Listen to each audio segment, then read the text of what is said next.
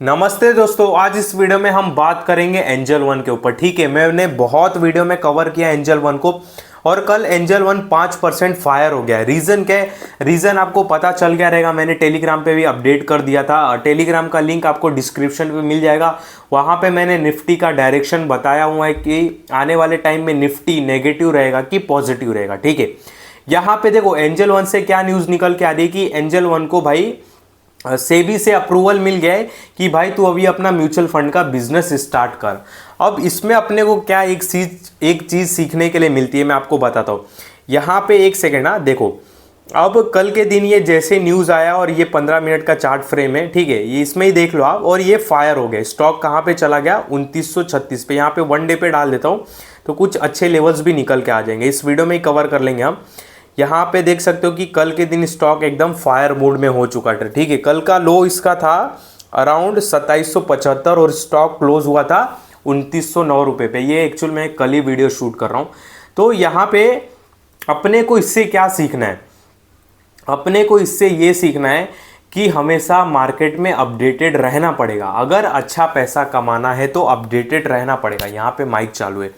अब हम लोग देखो, हम लोग म्यूचुअल फंड को पैसा क्यों देते हैं? क्योंकि हमको अपडेटेड नहीं रहना। ठीक है, हमको फटाफट ये स्टॉक से वो स्टॉक बाय नहीं करना। ठीक है, ये स्टॉक सेल किया, वो स्टॉक बाय कर लिया, हमको ये टेंशन नहीं पालना। इसके लिए हम म्यूचुअल फंड को चूज करते हैं और हमको एक लिमिटेड रिटर्न मिलता है 18%, 20%, एक लिमिटेड हमको साल का मिल जाता है। पर अगर हम इससे ज़्यादा अगर म्यूचुअल फंड से उम्मीद रखते हैं कि हमको इससे मिले तो हमको खुद मार्केट में उतरना पड़ेगा। मैंने कल परसों के वीडियो में भी बोला था कि अगर कमल का फूल चाहिए तो आपको कीचड़ में उतरना पड़ेगा। तो वैसे ही आपको मार्केट में अपडेटेड रहना पड़ेगा। अगर आप ये सोचोगे कि मेरे पास पैसा भी है और मेरे पास 1 घंटा टाइम है और मैं मार्केट में उतर के बहुत पैसा कमा लूँगा, तो आप नहीं कर पाओगे। ठीक है, आप सोचोगे कि मैं ऊपर ऊपर से बस मलाई निकाल लूँ, तो ऐसा नहीं होगा। आपको दूध लाना पड़ेगा, दूध गैस पे बैठाना पड़ेगा, गर्म करना पड़ेगा, 1 घंटा रुकना पड़ेगा, फिर मलाई बनेगा तो मलाई मिलेगा।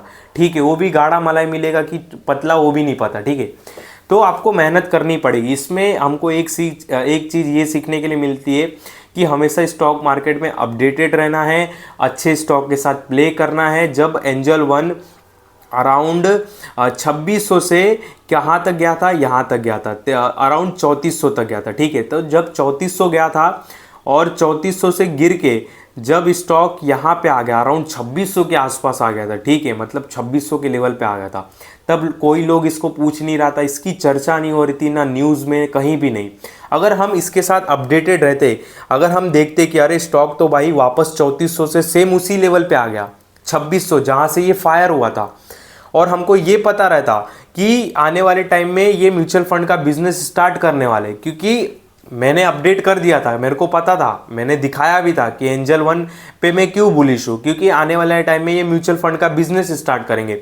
और स्टॉक मार्केट से रिलेटेड यानी कि जो ब्रोकर स्टॉक है, एक ये एंजल वन और दूसरा मोतीलाल ओसवाल, ये दोनों ही पूरा मार्केट खा रहे। क्यों?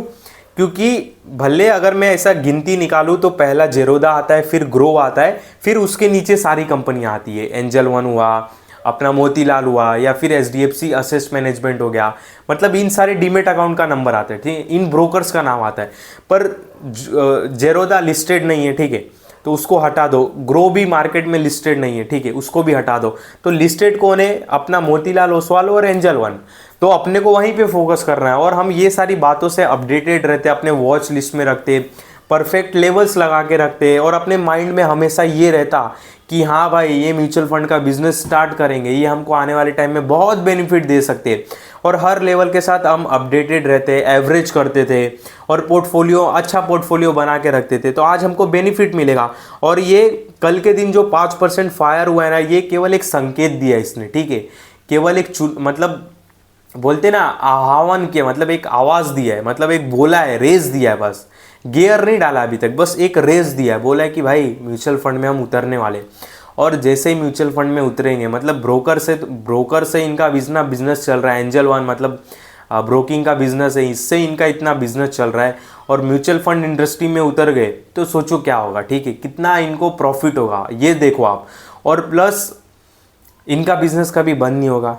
बंद क्यों होगा भाई? जब तक स्टॉक मार्केट है तब तक एंजल वन है। आपका भी एंजल वन में डीमेट अकाउंट रहेगा, और मेरे ख्याल से कोई डीमेट अकाउंट जल्दी चेंज नहीं करता है, ठीक है। एक बार जो डीमेट अकाउंट अपना लेता है फिर वो वही यूज़ करने लगता है। बहुत रेयर लगता है मुझको कोई स्विच करता रहेगा, अपडेट करता रहेगा। पर आज के टाइम पे किसी के पास इतना टाइम नहीं है कि भाई इसमें से उसमें स्विच करो, ठीक है।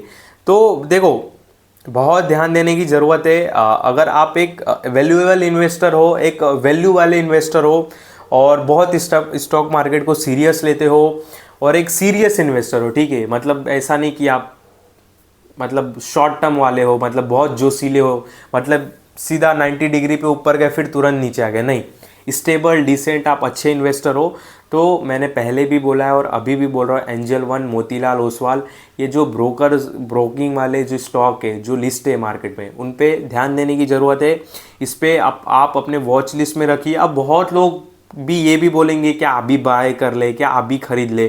तो देखो, अभी तो एक अनाउंसमेंट हुआ है कि म्यूचुअल फंड इंडस्ट्री में उतरेंगे, तो मुझे नहीं लगता है कि अब ये स्टॉक का प्राइस जल्दी टूटेगा, ठीक है। कोई जल्दी माल बेचेगा। पर देखो, मार्केट सुप्रीम में अगर मार्केट में गिरावट देखने के लिए मिलती है तो हल्की फुल्की गिरावट आती है, पर ज़्यादा गिरावट की उम्मीद ना करना चाहिए, ठीक है। क्योंकि देखो, 3400 गया, 3400 से 2600 आया, तुरंत 3000 पे मतलब 2900 के आसपास वापस खड़ा हो गया। तो इस स्टॉक में 400-300 रुपये का मूवमेंट बहुत बड़ी बात नहीं है। मैं कब से वॉच लिस्ट में रखा हूँ, ठीक है। तो अपने हिसाब से देख लो क्या करना है। बाकी देखो, लेवल अगर मैं निकालना चाहूँ तो इसका जो पिछला लो था जहाँ से ये फायर हुआ था, मतलब जब कल न्यूज़ आई थी जहाँ से ये फायर हुआ था, यानी कि ये वाला लेवल, कौन सा लेवल, 2776 का मैं यहाँ पे लगा भी देता हूँ हॉरिजॉन्टल लाइन, और यहाँ पे मैं लगा देता हूँ, ठीक है, ये वाला। तो 2774 अगर ये लेवल आ जाता है तो बहुत अच्छी बात है, और सपोज़ नहीं आता है तो ऐसा नहीं कि अब म्यूचुअल फंड का इन्होंने बिजनेस अनाउंसमेंट कर दिया तो बहुत ही फायर हो जाएगा, अब तुरंत 4000 चला जाएगा, नहीं, रुकेगा, एक जगह पे रुकेगा। तो थोड़ा वेट कर लो, देखो कि कौन से प्राइस पे सस्टेन करता है 1-2 दिन, कौन से प्राइस पर नॉर्मल बिहेव कर रहा है स्टॉक, उस प्राइस पे आप अपना कुछ भी डिसीजन ले सकते हो, जो आपको डिसीजन लेना है, ठीक है।